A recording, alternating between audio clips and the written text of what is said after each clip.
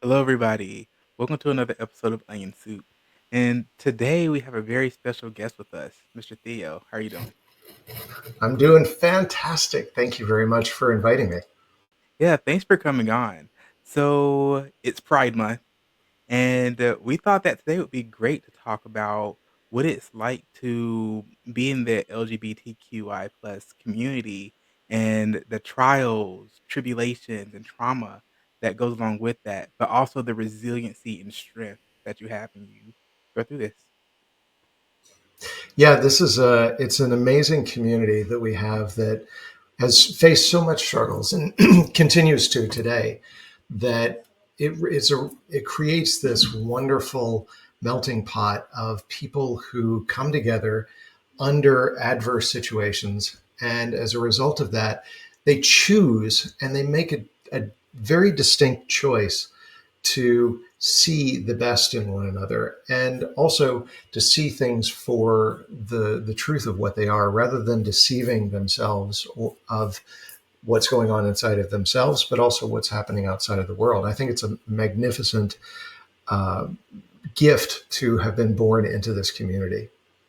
Yeah. So when we look at the LGBT community, it seems like a lot of people within the community start off very depressed and anxious.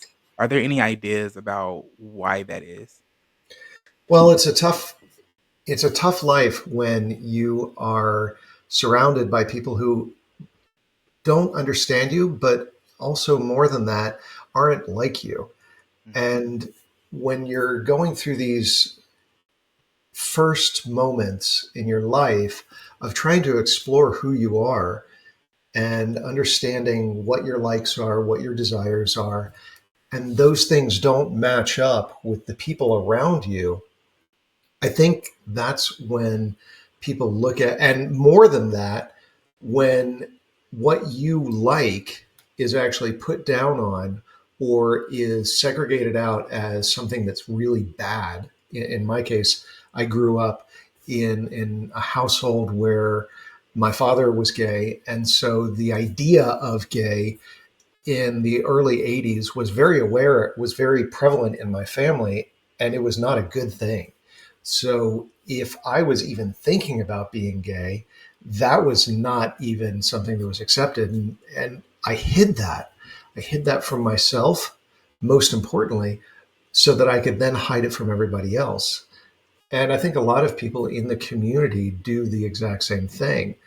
We are I did a summit last year where I had an opportunity to interview about 35 different members of the community. And one of them, who was a trans man, brought up this idea of passing. And it Mm. was fascinating to me because I hadn't heard it before in the context that he used it, but it made absolute perfect sense. And it's this idea that you can go into a situation and nobody knows you're different than them. And it's important to be able to be aware of when that happens and when it doesn't happen. Because some of us in the community, like for myself, for instance, I can go in to the grocery store here in Texas and I don't worry about somebody accosting me as a result of my sexual preferences. I quote unquote pass. But there are others in the community who don't have that ability or they don't have that luxury, and they have to fight an uphill battle. And I think that's where a lot of this feeling of depression and fear and anxiety can come from, is when that is really thrust in your face on a daily or hour or minute by minute basis. Mm. Yeah, I'm definitely familiar with the term passing. It's actually something that we talked a lot about when I was younger, Mm. and it came up a lot when I was in the military. And as also a gay person, being in the military, I thought it was gonna be harder than it was. A lot of people prepped me before going in, and, it was great. I mean, everybody was extremely welcoming, and I didn't have any well, I didn't have many, I should say, negative interactions with people. That's But what I great. really wanna dive into is when we talk about the LGBT community, being depressed in the beginning, I feel like, and I'll speak for myself on this, getting older and making it past, I guess, that hump, people say it gets better. It's been amazing, and, we go through that dark night of the soul. We go through those moments of trial and tribulations, and now we're able to look back on it and realize that it made us strong, it made us resilient, and made us able to face really any form of adversity that comes against us in our life.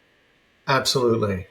When you're confronting your own fears, that's when the strongest desires and the strongest beliefs can come up, because it's almost like a mirror. The more that we fight and the more that we try and push ourselves down and make ourselves different and smaller than what we actually are, the greater these things come up. And it's like it's the mirror image. It's the dark version of ourselves that grows as a result of that. But when we're able to look in the mirror and we're able to see and acknowledge and start to get curious about, wow, what made me do that? Mhm. Why did I feel that way? Or even more important in my life, when I started to notice patterns in my life, that things, no matter what happened, would repeat. No matter what psychotherapist I went to, no matter what book I read, no matter what church group I was a part of, these patterns persisted. And then taking a look and getting curious, I think it's our job as humans that want to grow. Our job is to begin to get sensitive and to start to pay attention to those patterns in our lives, because it's the patterns that start to dictate what's going on and how we can become a different version of ourselves. Yeah, I 100% agree with that. You mentioned something about as you were going through this and different church groups. Do you think that, well, from my experience, it seems like a lot of people in the community are pushed aside, shunned, or afraid of religions and church groups. So, do you think that that had something to do with the trauma that you experienced? For me, it didn't. I didn't experience any trauma through a religious aspect. I did have a lot of genesis of new ideas and beliefs that happened about religion as a result of being gay. For instance, when I was in my early teens, I started to think, well, if God only likes certain people, how is that a God that loves everybody? Mhm. If he punishes this type of person and not that type of person, then how can he love all of us equally when that's supposed to be what it is? And it started me questioning what my spiritual beliefs were, what my religious beliefs were, and really starting to feel what or not feel, and started to make me inquire of others so that I could understand where they're coming from and I could get information and kind of synthesize for me what felt the best. And then taking all of that and starting to work that into a sculpture of what it means to me to be spiritual. Mm. So, how do your current spiritual beliefs and practices shape who you are and that the way that you look at the world? Well, my my current beliefs are pretty. Gosh, how would you describe it? They're very laissez-faire. They're very egalitarian. I don't really have a lot of judgment with any person on a spiritual level. On a day-to-day basis, somebody's driving down the road, cuts me off. Yes, I cuss them out. But on the spiritual level, for me, what I believe is that we are all connected. We are all equal. And the thing that blew my mind, that really cracked this open for me, was the concept of eternity. Mm. The idea of what eternity was for me had only been about the present moment forward.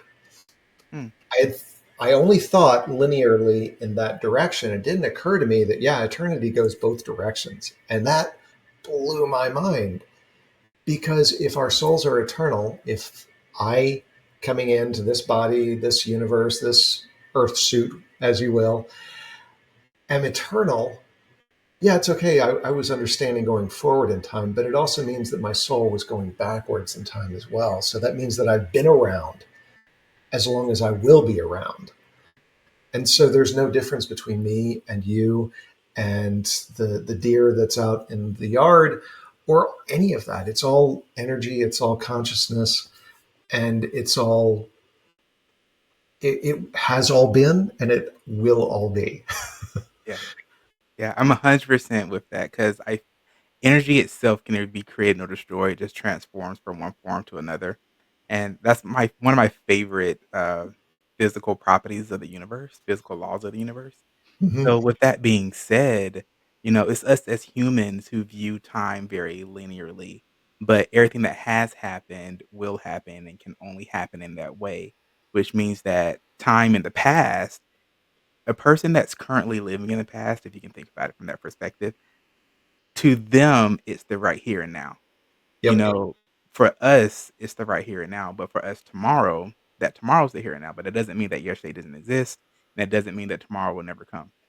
The only thing that truly exists is this moment.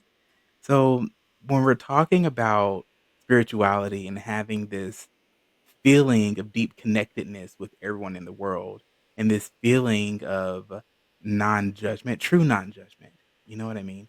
Hmm. Why do you feel like, or do you feel rather, that a lot of people in the LGBT community tend to come to that realization more so than individuals who might be in a strict religious sector? Well, I think like a lot of people, and I don't think it's just the LGBTQ community, I think it is minority communities that are marginalized from mainstream thinking. That could be musically, that could be financially, that could be physically, that could be sexually, whatever that is.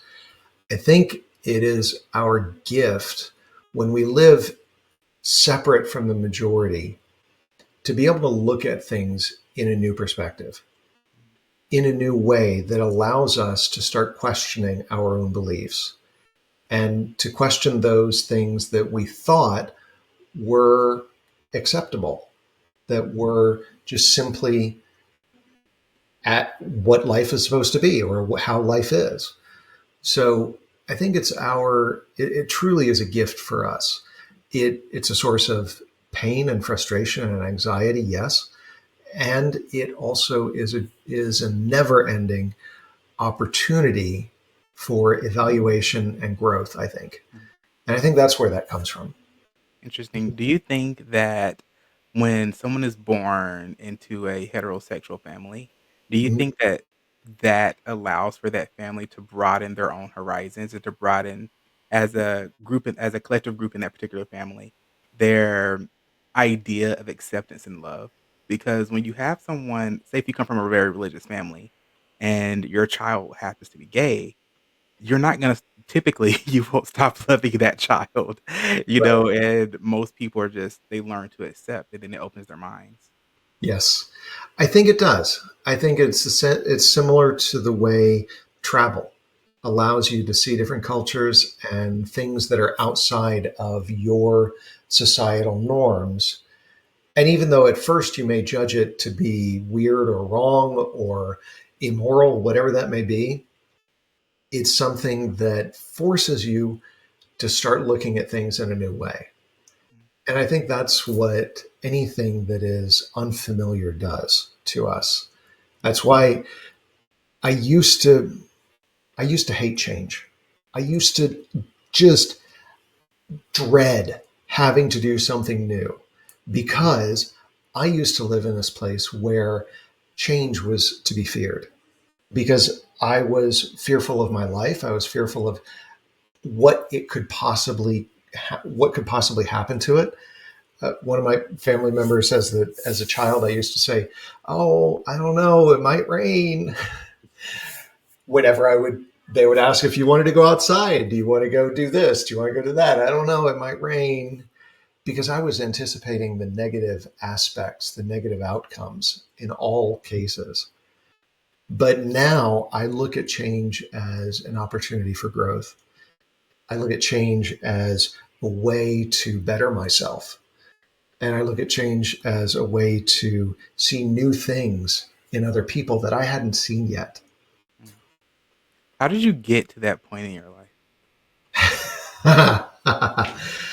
um, I guess probably the biggest thing was letting go of my own self loathing, my own self worth issues, and really truly embracing and accepting who I was on a very deep level, Mm.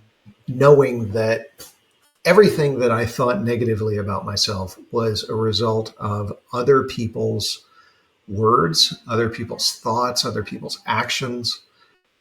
And it wasn't really true. It wasn't really me that they were saying those things about, feeling those things about, thinking those things about. It was the version of me that they expected me to be. It Mhm. wasn't this person. And when I let that go, I was able to let go of the fear of change. I was able to let go of so much anxiety and angst about myself and how I interacted with others. I used to constantly criticize myself and think, am I causing this person pain? Am I getting angry? Am I behaving wrong? Am I saying the right thing or the wrong thing? And now I trust that, first off, because a great deal of my spiritual belief is that we are connected, we are love and energy, and we we are all here to have experiences, and those experiences can be seen through any number of filters. Mm. I just choose not to put on those bad colored glasses. I choose to put on rose colored glasses.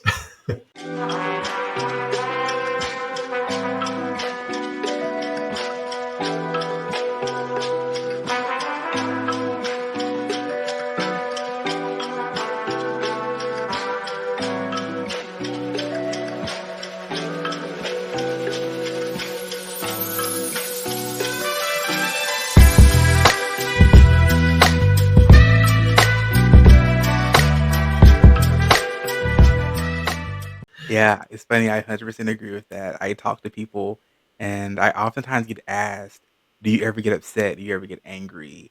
How are you so happy all the time?" And my response to that is, "Well, I'm not always happy."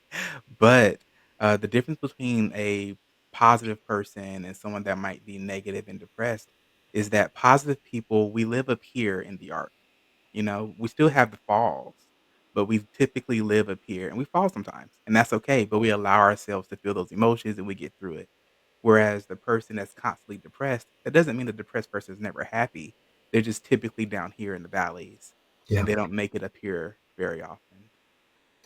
Well, one of my things that I like to talk to people about is, because it is such a problem, not only in our community, but in the world, I believe. I don't remember the statistics, but a vast majority of people, I think 42, 43% of Americans consider themselves to be experiencing anxiety. And by the way, pay attention to how I said that. They are experiencing anxiety. They don't have anxiety. I choose to say what I mean when I do that, because to me, when you say you have something, that's a label, that's an identity that you can't break. When I say, I'm broken, and I remember saying that about myself, that I'm broken, I'm worthless, and there's nothing I can do. That's a label, that's an identity, that's a skin that you can't shed. But if you choose to say, I'm having an experience, or I'm experiencing this emotion, that's a vastly different world, because you can change that in a heartbeat. And with anxiety, there's so much that is about what you're focusing on. If you feel anxiety in your body and you stop for a second and you just ask yourself, wow, how is this different from the last time I got excited? You'll notice there's only one thing different, and that's what you're focusing on. Are you expecting it to rain like I did as a child? Or are you expecting to see the rainbows and the beautiful day ahead of you? It's all about the shift in what your perspective is and what you're hoping and focusing on in your life. And we can change that in a heartbeat. Oh yeah, wow. Let's dive deeper into that because I 100% agree with you. It's all about the words and the perception. Because a lot of times we unknowingly and subconsciously say these negative things to ourselves, or we think these negative things, and then therefore we have these negative patterns that Yep. just keep occurring and we don't realize why. I tell people that we're all manifestors. Everybody wants to manifest, right? But we're all manifesting constantly every moment of every day. It's just that a lot of people are unconscious manifestors. And the difference between being an unconscious manifester and a conscious manifester is literally those positive thoughts, the words you speak unto yourself. Yes. Yeah, I completely agree. And I'm thinking about my my own reaction to a friend of mine who was saying he was manifesting positively that he's a paid speaker, that he has a successful coaching practice. And I was thinking in the back of my head when the first time I heard him say it, I'm like, you got paid $100 to speak, dude. That's not that great. And I realized that I was not necessarily being a positive manifester in that moment. But yes, you're absolutely right. It when you learn to police your thoughts and you start to, like I said at the beginning, when you're curious about and start to be sensitive to the thoughts and the patterns and the things that you're saying or feeling, that's when you have the opportunity to change. And a lot of people aren't at a point where that is a moment to moment occurrence because it's just simply out of practice. It's not something that they're used to doing. They're used to being in the pattern of beating themselves up, of seeing the worst in others and themselves, and expecting the worst case scenarios in many things. But when you go to the gym for the first time, you don't try and squat 500 pounds and bench press 300 pounds. You go and you do a little bit at a time, and you go and you do a little bit more, and you do a little bit more the next time, or maybe even you just simply go so that you can build that habit. And a lot of times people get frustrated because they're like, well, how do you do it, all the time? And I'm like, I don't, but I practice and I catch myself now. And the more you do it, the easier it gets. Yeah, 100%. I actually do the same thing. I constantly catch myself when I have a less than favorable thought, or if I say something that I didn't really mean, then I correct myself. I have this one friend, really good friend of mine, and a lot of times what he'll say is, "I'm broke right now, I can't do that." Speaking about financially. And I always correct him the moment he says, I'm like, "You're not broken, your finances are in circulation." You know, it's okay to say that you don't have the funds for that right now. But when you say that you're broke, you're literally saying that you're broken and that you can't be put back together. And you start having these negative ideas. It has negative connotation to it. But when you say your money's in circulation, keep in mind that money really isn't created. Money is first of all fiat, which is a whole 'nother story. Money doesn't Yeah. exist. It's just Oh, it is created by the Fed. yeah, that's why I was like, it's really fiat. Like it's a fiat currency system, and they shouldn't be. I personally have this whole idea or this feeling about the way money works in our society, but it's not backed by anything. It's crazy, but Right. so I tell them like just change that mindset, change that process, and I'm really quick to start to point things out. This is one of my closest friends, but so I'm not like constantly like crapping on the guy. But I'm Right. constantly just saying, "Hey man, say it this way, think this way." And at first I think he got frustrated about it, but relatively recently we were talking again. He said that you helped change my mindset, from one way to another, and now he notices it in other people, and then he'll tell them the same thing. "You know what? Don't say that." Just speak more positivity into your life. Yep. Words are so powerful. Words are the foundation of our thoughts, and or our thoughts are the foundation of words, and that then becomes our emotions, which then serves as the foundation of our beliefs. And if we start to police our thoughts better and the words that we say and the feelings that those things create inside of us and inside of others, we'll start to have different beliefs. I guarantee it. That's how I started to change my own beliefs, my own feelings, my own thoughts, is by watching what I said and the thoughts that I was thinking. Yeah, I 100% agree with you. Well, Theo, we only have a few more minutes left. Is there anything that you want to leave with the audience before we go? You know, every moment that we have in our lives is a gift and it's an opportunity to make a choice and to make a change. We have the ability to create wonderful experiences for ourselves and for others. And all it takes is becoming aware and starting to become a little bit more sensitive in ourselves about ourselves and what's going on inside. And that way we can start changing the world. We can become better versions of ourselves, happier versions, healthier versions. And it just starts with giving yourself some grace and allowing yourself to take notice and to start being sensitive to those things in our lives that are going on between our ears. Wow, I love that. And there's one more thing I want to mention for the rest of the audience is that Theo is actually a coach.